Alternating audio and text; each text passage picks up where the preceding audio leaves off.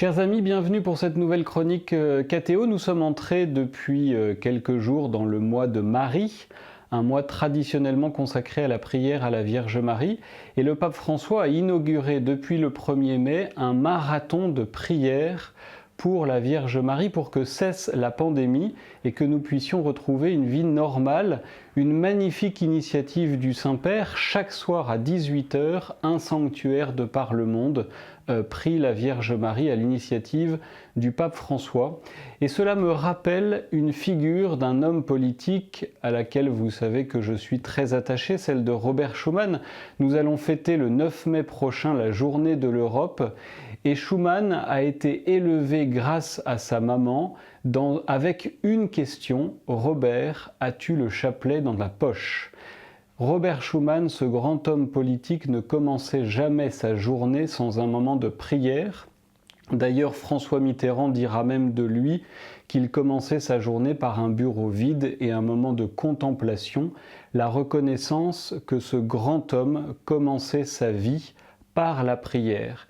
Qu'il ait été député, ministre ou simple avocat, vous me pardonnerez l'expression, Robert Schuman priait quotidiennement ce chapelet et confiait à la Vierge Marie toutes les initiatives de son existence, jusqu'à celle du 9 mai dont il dira que c'était le plus beau jour de sa vie, où il a réussi à réconcilier deux ennemis d'hier, la France et l'Allemagne.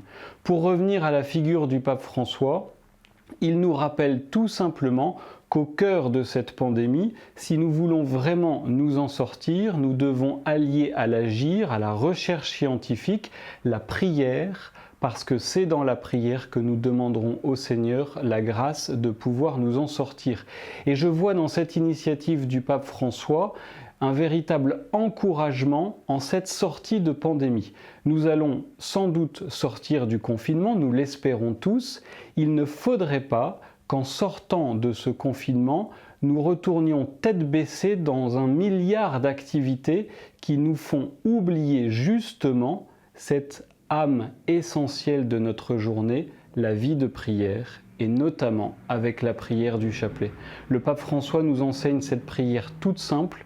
Alors demandons avec lui la grâce au Seigneur de sortir de cette pandémie, mais surtout de ne pas oublier que la contemplation, la prière est l'âme de nos journées. La contemplation et la prière sont l'âme de tous nos agirs.